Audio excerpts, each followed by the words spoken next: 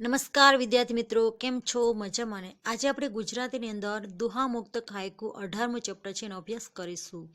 હવે જોઈએ, દુહા એ લોક સાહિત્ય સ્વરૂપ છે અને સાહિત્ય આપણે કહીએ છીએ લોક સાહિત્ય એ સમૂહની કલા છે.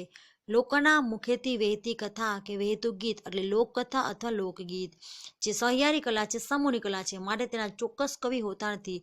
અજ્ઞાત એટલે કે જેને જાણતા નથી એવા કવિ હોય છે.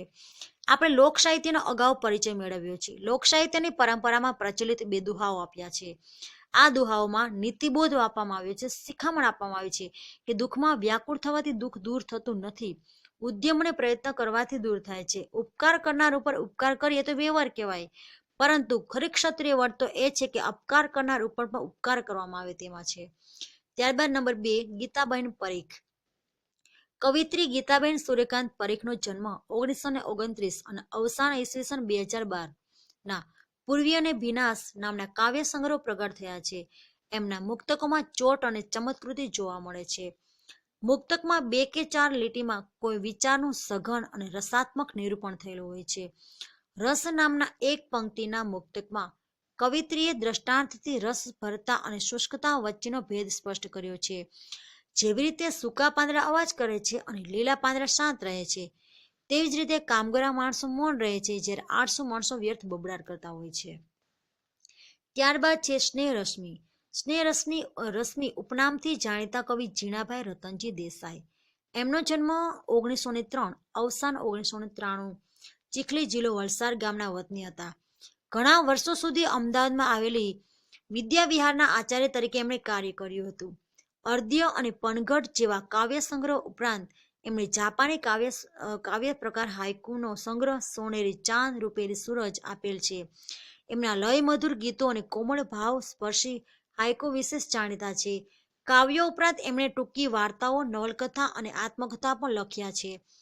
હજુ અહીંયા હાઇકુ એ જાપાનીઝ આપણે કહીએ છીએ ને કે હાઇકુ એ જાપાની સાહિત્ય પ્રકાર છે, જેની અંદર 5, 7 અને 5 એટલે કુલ મળીને 17 અક્ષર હોય છે. 17, 5, 7, 5. પહેલા હાઇકુમાં વૃક્ષની સૂકી ડાળી ઉપર પોપટના બેસવાથી જાણે વૃક્ષને લીલા પાંદડા ફૂટ્યા હોય એવી કલ્પન ભાવ રજૂ થયું છે. બીજા હાઇકુમાં પણ એક રમ્ય કલ્પનાર્થ રજૂ થયું છે. અંધારું બધી વસ્તુઓને કાળાશથી રંગી દે છે, માત્ર દીપ જ રંગાતું નથી. તો ચાલો હવે આપણે એક પછી એક જોતા રહીએ. સૌ પ્રથમ આપણે જોઈએ દુહા. દુહા કોને કહેવાય?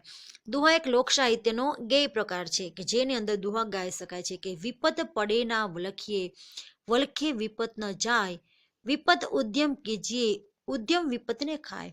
વિપત એટલે મુશ્કેલી. મુશ્કેલી પડે ત્યારે વલખીએ એટલે કે વલખા ન મરાય, આમ તેમ ખોટા પ્રયત્નો ન કરાય, કે દુઃખી ન થવાય. વલખવું એટલે દુઃખી ન થવું. વિપદ જીવનમાં જ્યારે મુશ્કેલી આવે ત્યારે આપણે દુઃખી ન થવાય, પરંતુ શું કરવાનું છે? કવિ કહે છે વલકે વિપત ન જાય. આપણે ખોટે ખોટા રોદણા રોતા રહીએ, દુઃખી થયા રાખીએ તો મુશ્કેલી દૂર થવાની નથી, પરંતુ વિપદ એટલે કે મુશ્કેલી વિપદે ઉદ્યમ કીજીએ. જ્યારે આપણા જીવનની અંદર મુશ્કેલી આવે છે, વિપત આવે છે, ત્યારે પરિશ્રમ કરવાનું, મહેનત કરવાનું, અને ઉદ્યમથી વિપતને ખાય છે. ઉદ્યમ મહેનત છે ને વિપતને ગુમાવે છે. વિપત જાય છે, મહેનત કરવાથી વિપત આપણી મુશ્કેલી દૂર થાય છે. માટે જીવનમાં જ્યારે પણ મુશ્કેલી આવે ત્યારે આપણે વ્યર્થ પ્રયત્ન કરવાના કે દુઃખી થવાની જરૂર છે નહીં, પરંતુ ઉલટાનું દુઃખી થવાથી તે વિપત ઉલટા વધે છે. પરંતુ એવા સમયે મહેનત કરવાની, પરિશ્રમ કરવાની અને આવી મુશ્કેલીને દૂર કરવાનો પ્રયત્ન કરવાના છે. ઘણા લોકો એવા છે કે એની જીવનની અંદર ઘણી બધી મુશ્કેલી આવી છે, છતાં એ સમયે એ લોકો સ્થિર રહ્યા છે અને સમજી વિચારીને પુષ્કળ મહેનત કરી છે અને ફરી પાછા મહાન બની શક્યા છે, અને આવી ઉદ્યમ અને પરિશ્રમ કરવાથી છે અને વિપતની મુશ્કેલી દૂર કરી શક્યા છે. બીજો દુહો પણ બહુ સરસ કહી જાય છે કે ગુણની ઉપર ગુણ કરે એ તો વ્યવહાર વટ કહેવાય. કે તમારા ઉપર ગુણ કરે, ઉપકાર કરે અને તમે તેના પર ઉપકાર કરો, વ્યવહાર કહેવાય. વ્યવહારની વાત એવી હોય, આપણે તમે એનું રાખો છો, આપણે સાદી ભાષામાં એ તમારું રાખે છે. તમે તેના પર ઉપકાર કરો છો, એ તમારા પર ઉપકાર કરે છે. તમે તેની સાથે સારો વ્યવહાર કરો છો, એ તમારી સાથે સારો વ્યવહાર. એ તો વ્યવહારની વાત કહેવાય ને. વ્યવહાર એટલે કે બંને પક્ષથી સરખો વ્યવહાર, સરખો સ્વભાવ. અવગુણ પર ગુણ કરે ખરી ક્ષત્રિયાવટ. પરંતુ કવિ શું કહે છે? જો અવગુણ કોઈ તમારું ખરાબ કરે છે, છતાં પણ તમે તેનું સારું કરો છો ને, એ ક્ષત્રિય વટ છે. ક્ષત્રિયોનો વટ, ક્ષત્રિય વટ એ સાચો વટ ક્ષત્રિયોનો એ છે કે કોઈ ખરાબ કરે છતાં પણ એનું સારું કરે, બાકી કોઈ સારું કરે વ્યવહાર વચ્ચે પણ કોઈ આપણું અવગુણ કરે, આપણું ખરાબ ઈચ્છે છતાં પણ આપણે તેનું સારું ઈચ્છે ને, ક્ષત્રિય વટ કહી શકાય છે. બંને દોહામાં જુઓ અલગ અલગ વિચારો રજૂ થયો છે. પ્રથમ દોહામાં શું કીધું કવિએ કે મુશ્કેલી સમયે નિરાશ થવાની જરૂર છે નહીં, પરંતુ આવી મુશ્કેલી સમયે શું કરવાનું છે તો કે મુશ્કેલીને દૂર કરવા માટે મહેનત કરવાની છે, અને મહેનત કરવાથી આપણે મુશ્કેલીને દૂર કરી શકાય છે. બીજા દોહાની અંદર ખુમારીની વાત કવિ કરે છે કે કોઈ આપણે ઉપર ગુણ કરે, સારો વ્યવહાર કરે છે, આપણે તેના પર ઉપકાર કરીએ છીએ, પરંતુ કોઈ આપણા પર અપકાર કરે. જો અહીંયા એક વસ્તુ ખાસ યાદ રાખવાનું છે વિદ્યાર્થી મિત્રો કે અપકાર એટલે શું, તો કે અપકાર એટલે કે ખરાબ, અપકાર એટલે ખરાબ કરે છતાં પણ આપણે તેના પર શું કરવાનું છે, ઉપકાર. કૃતજ્ઞ અને કૃતજ્ઞ, નો મતલબ થાય છે હણનાર, અને જ્ઞ એટલે કે જાણનાર, કંઈક જાણનાર. કૃતજ્ઞ કોઈ આપણા પર કૃતજ્ઞતા વ્યવહાર કરે, આપણે તેના પર કૃતજ્ઞતાપૂર્વક વ્યવહાર કરીએ છીએ, એ છે વ્યવહાર છે. પરંતુ કોઈ કૃતજ્ઞ વ્યક્તિ હોય, કૃતજ્ઞ, અને એનું પણ આપણે કૃતજ્ઞતાથી વ્યવહાર કરીએ છીએ, એ જ ક્ષત્રિય વટની કવિ અહીંયા વાત કરે છે. ત્યારબાદ જોઈએ મુક્તક. મુક્તક પણ મોતી સમાન હોય છે. જે મોતી તમે જુઓ ને વિદ્યાર્થી કિંમતી હોય છે, એમ અહીંયા મુક્ત પણ ખૂબ જ કિંમતી હોય છે. એ ઘણા બધા મોતી ભેગા થઈ અને સરસ મજાની માળા બનાવે છે ને, એમ ઘણા બધા શબ્દોથી તમે જો મુક્તક એક મોતી સમાનથી સરસ મજાની માળા બનાવે છે.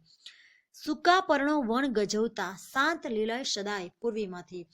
કવિ શું કહે છે કવિતા જો અહીંયા કે સૂકા પાંદડા હોય છે ને, પર્ણો એટલે પાન, પર્ણો એટલે પાન, કે સૂકા પર્ણો હોય છે ને, પાંદડા જ્યારે લીલા હોય છે ને એની વાત હતી. પણ જ્યારે આપણે કહીએ પાન જ્યારે સુકાઈ જાય છે ત્યારે ખખડતા હોય છે, અવાજ વન આખું, અને એટલા બધા ખખડતા હોય છે ને કે સુકાયેલા પાંદડાનું વજન આખું જંગલની અંદર અવાજ આવતો હોય છે. વન એટલે જંગલને ગજવી દેતા એટલે અવાજ શોર બકર કરી દેતા હોય છે. સૂકા પાંદડાનો હંમેશા અવાજ આવતો હોય છે. શાંત લીલાય સદાય, અને જે લીલા પાન છે એ હંમેશા શાંત હોય છે, તેનો અવાજ ઓછો આવે છે પણ ઓછો આવે છે. જે સૂકા પર્ણોનો વન હંમેશા વન ગજવી દેતા હોય છે.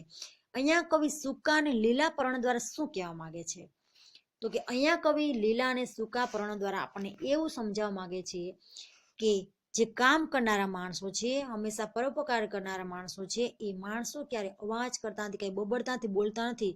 શું કે છે, લીલા પાંદડા સમાન જે માણસો છે એ ગમે એટલું કામ કરશે છતાં પણ લોકોને ક્યારે કહેશે નહીં.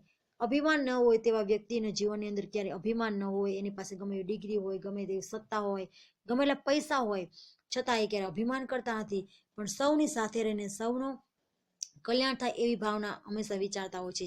જ્યારે સૂકા પર્ણો જેવા પણ સમાજમાં લોકો હોય છે કે જે આવા લોકો કેવા હોય છે, ઓછું કામ કરે છે અને વધારે ગાજે છે, કે ઓછું કામ કરીને મહાનતા પ્રાપ્ત કરવા માટે મોટેથી બોલવું, મોટેથી લોકોના હૃદયમાં સ્થાન પામવું અને લોકોનું ધ્યાન કેન્દ્રિત કરવાના પ્રયત્નો કરતા હોય છે. જે સૂકા પર્ણો જેવા હોય છે, ઓછું કામ અને વધારે બોલે. જ્યારે વધારે કામ અને ઓછું બોલે એ શાંત લીલા પાંદડા અને સૂકા પર્ણો દ્વારા કવિ આપણને આવું સમજાવવા માંગે છે. ત્યારબાદ આપણે જોઈએ હાઇકુ. હાઇકુ એટલે આ જાપાની સાહિત્ય પ્રકાર છે, જેની અંદર 5, 7, 5 એ રીતે હોય છે.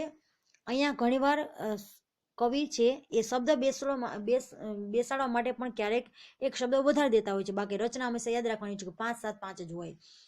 કે સુકેલી ડાળે પોપટ બેઠો પાન ચોગમ લીલા.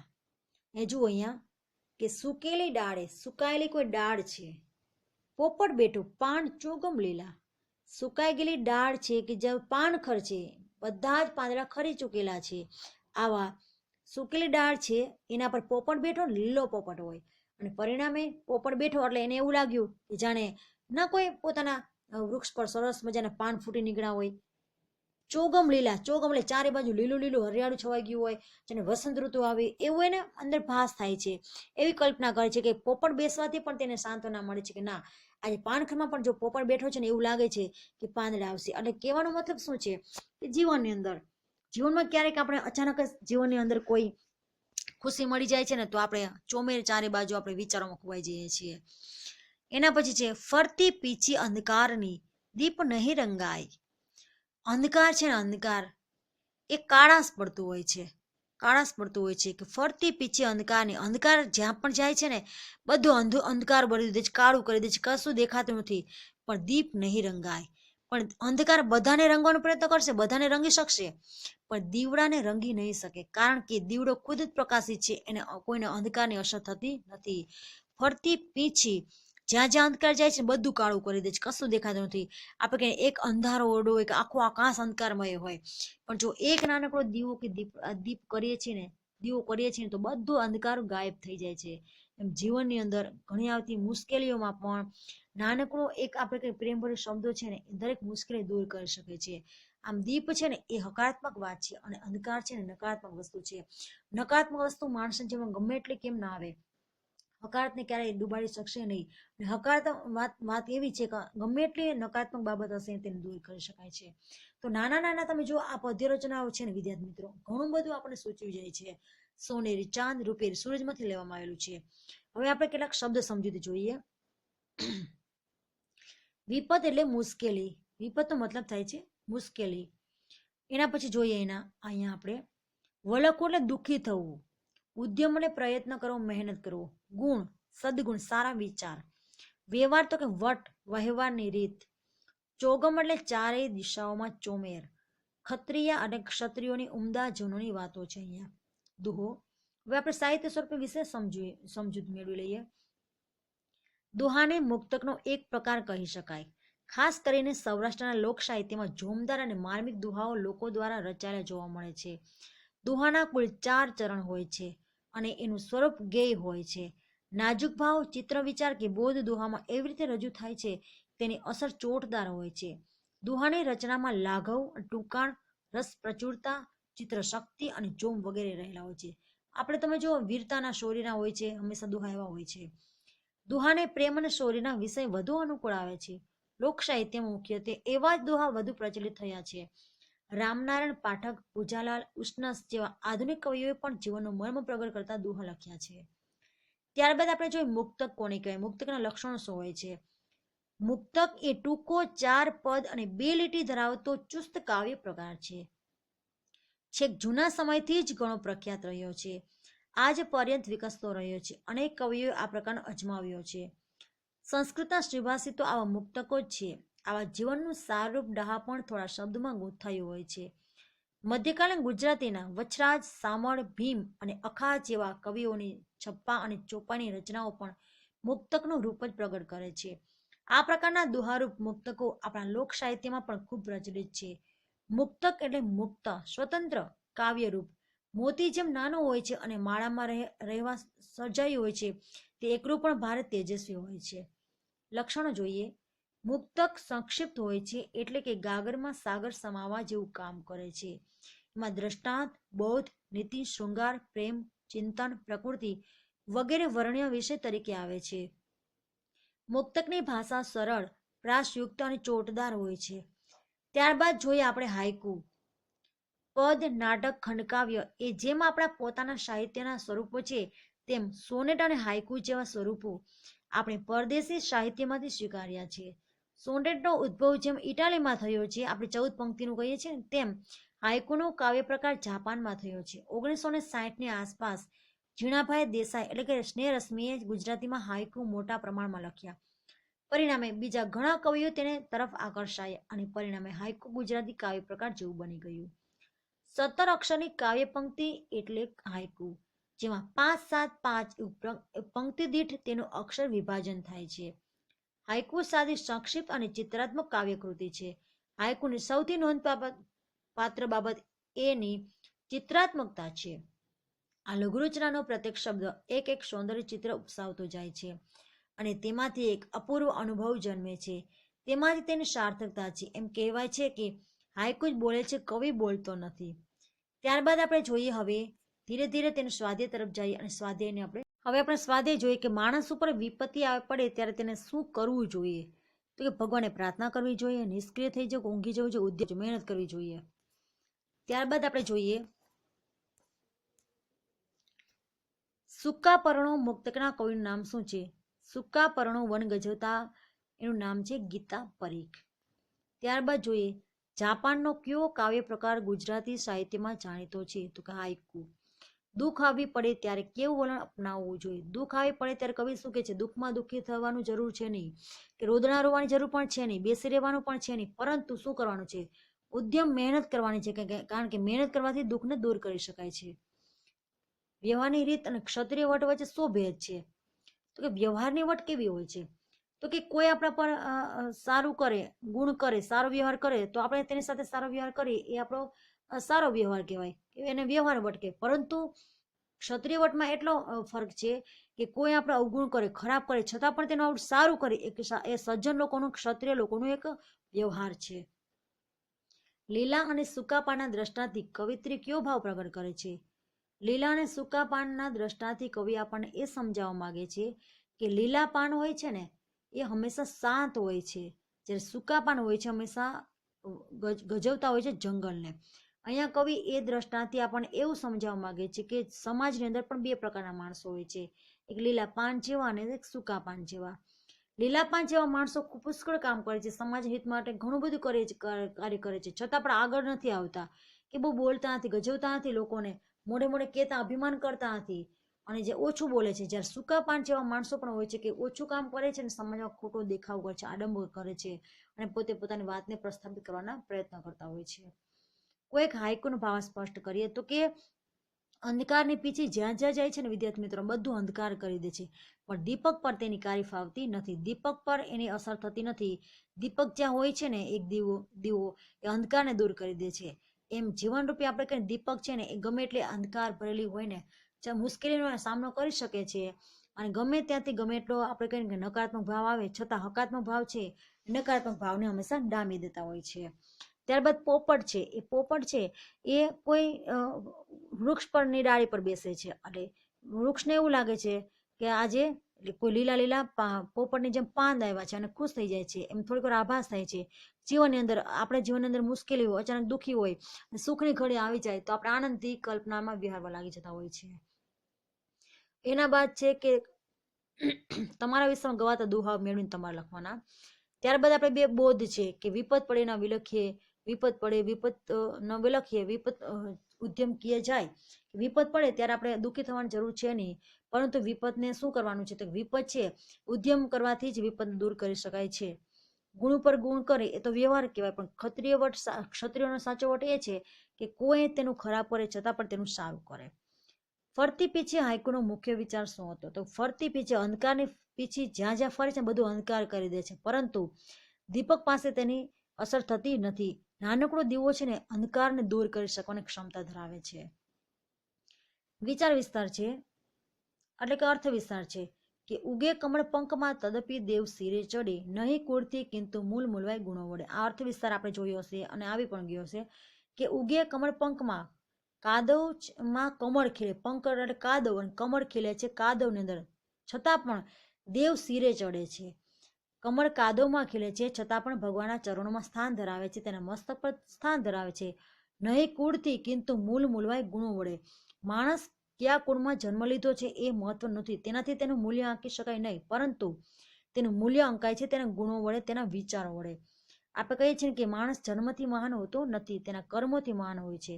કયા કુળમાં જન્મ લેવો એ મહત્વની બાબત હોતી નથી, પરંતુ જન્મ લીધા પછી કેવા કાર્યો કરવા અને સમાજને ઉપયોગી બની રહેવું એ જ મહત્વની વાત છે. કાદવ તમે જુઓ કમળ છે કાદવમાં ખીલે છે, છતાં પણ તમે જો ભગવાનના ચરણોમાં સ્થાન ધરાવી જાય છે, એટલે એ કાદવમાં જન્મે છે મહત્વ નથી, પણ તેનું કામ શું છે એ બહુ મહત્વનું છે. એમ સમાજની અંદર ક્યારેક કુળ, જાતિ, ધર્મ, વર્ણ આ જોવાનું હોતું નથી. માણસમાં રહેલા ગુણો છે ને એને વધારે મહત્વ આપવું જોઈએ. ત્યારબાદ તમે જુઓ હવે આપણા કે જે પ્રવૃત્તિઓ છે, જેમ કે દુહામુક્ત હાઈકુ સ્થાનિક પુસ્તકમાં શોધીને અંક બનાવો. આપણે તમે જુઓ કે કેટલીક બુકમાં તમે જુઓ જ છો. પછી હાઈકુ બંધારણ મુજબ તમે જાતે હાઈકુનું સર્જન કરો 5 અક્ષર દ્વારા, અને નાની મોટી લવાજમ દ્વારા જે પ્રકાશન સંસ્થા આપણે મેળવીએ છીએ, જેમ કે સામાયિકો હોય છે એના વિશે. તો વિદ્યાર્થી મિત્રો, આટલું તમે જોયું કે ખરેખર આ ત્રણ સાહિત્ય સ્વરૂપ એવા છે કે જેની અંદર ખૂબ જ આ ગેય છે, જે હાઈકુ છે, દુહો છે, મુક્તક છે, પદ્ય સાહિત્ય પ્રકાર છે. આપણે કઈ નાની કવિતા સોનેટ છે, સોનેટમાં 14 પંક્તિ હોય, પણ ઘણી વાર આપણે તે ભૂલ થઈ જતી હોય કે આપણે સોનેટમાં 14 પંક્તિ છે ને તો આપણે હાઈકુને પણ 14 પંક્તિ કીધી. નહીં, 5, 7, 5 અક્ષર મહત્વના છે, અને જ્યારે તેની અંદર તમે જોઈ શકો છો કે જેને તેની અંદર શું છે તો કે તેની અંદર ફક્ત સોનેટમાં પંક્તિ યાદ રાખવાની છે અને હાઇકુની અંદર તમારે શું યાદ રાખવાનું છે તો કે હાઇકુની અંદર યાદ રાખવાનું છે કે તેની અંદર 5 અક્ષર હોય છે 5 7 5. હવે આપણે આના પ્રશ્નો જવાબ સહિત મેળવી લઈએ. ચાલો વિદ્યાર્થી મિત્રો, હવે આપણે પ્રશ્નોને ઉત્તર સાથે જોઈ લઈએ. લીલા અને સૂકા પાનના દ્રષ્ટાંતથી કવિત્રી કયો ભાવ પ્રગટ કરે છે? લીલા અને સૂકા પાનના દ્રષ્ટાંતથી કવિત્રી એ ભાવ પ્રગટ કરે છે કે જેમ સૂકા પાન ખરેખર અવાજથી આખું વન ગાજી ઉઠે છે, પણ લીલા પાન શાંત હોય છે. એમ અધૂરકવાળી વ્યક્તિ બહારથી સારો દેખાવાનો પ્રયત્ન કરતી હોય છે, પરંતુ હકીકતમાં તો એ પોતાની અધૂરપ ઢાંકવા માટે પ્રયત્ન કરે છે. જ્યારે બહારથી શાંત દેખાતા માણસો ગુણવાન હોય છે. ત્યારબાદ બીજો પ્રશ્ન છે કે સૂકેલી ડાળે હાઇકુનો ભાવાર્થ સ્પષ્ટ કરો. પહેલા હાઇકુમાં કવિ પોપટને વૃક્ષની સૂકી ડાળ પર બેઠેલો જુએ છે, ત્યારે તેમને લાગે છે કે વૃક્ષ લીલા પાનથી છવાઈ ગયું છે. આ હાઇકુનો ભાવાર્થ એ છે કે ખરેખર પાનખર ઋતુની જેમ માણસના જીવનમાં પણ ક્યારેક દુઃખના દિવસો આવે છે અને શૂન્ય અવકાશમાં સર્જાઈ જાય છે, પણ ક્યારેક જીવનમાં જરૂરી વસંત ઋતુ ખીલશે અને સુખ આવશે. ફરતી પીછે હાઇકુનો મુખ્ય વિચાર સ્પષ્ટ કરો. ફરતી પીછે હાઇકુનો ભાવાર્થ સ્પષ્ટ કરીએ તો જોઈએ. કવિએ ફરતી પીછે હાઇકુમાં એ વિચાર રજૂ કર્યો છે કે અંધકારરૂપી પીછી જ્યાં જ્યાં ફરે છે તે તમામ વસ્તુઓને પોતાના કાળા રંગથી રંગી દે છે, પણ દીવો તેના કાળા રંગથી કદી રંગાતો નથી. આ હાઇકુનો ભાવાર્થ એ છે કે અજ્ઞાની માણસ પણ માયારૂપી અંધકારથી અસર થાય છે, પરંતુ જ્ઞાનીને કદી મોહમાયા સ્પર્શી શકતા નથી. મુક્તકના લક્ષણો જણાવો. જોઈએ કે મુક્તક સંક્ષિપ્ત હોય છે. એ ગાગરમાં સાગર સમાવા જેવું કામ કરે છે. પ્રેમ, શૃંગાર, શૌર્ય, ચિંતન, પ્રકૃતિબોધ વગેરે વિષયોને મુક્તક સચોટ રીતે રજૂ કરે છે. મુક્તક મોતી જેવું નાનું પણ અત્યંત તેજસ્વી હોય છે. એની ભાષા સરળ, પ્રાસયુક્ત અને ચોટદાર હોય છે. ત્યારબાદ જોઈએ નીચેના દોહાના મુખ્ય બોધ કહો કે વિપત પડે ના વલખે વિપત ન જાય, વિપત ઉદ્યમ કીજીએ, ઉદ્યમ વિપત ને ખાય. જીવનમાં વિપત્તિ કે દુઃખ આવી પડે ત્યારે માણસે ગભરાઈ જવાની જરૂર નથી, કેમ કે ગભરાઈ જવાથી વિપત્તિ કે દુઃખ દૂર થતા નથી પણ વધે છે. એવે સમયે જો પુરુષાર્થ કરે તો તેની વિપત્તિ કે દુઃખ દૂર થઈ જાય છે. આમ વિપત્તિ કે દુઃખમાંથી ઉગરવાનો શ્રેષ્ઠ ઉપાય ઉદ્યમ છે.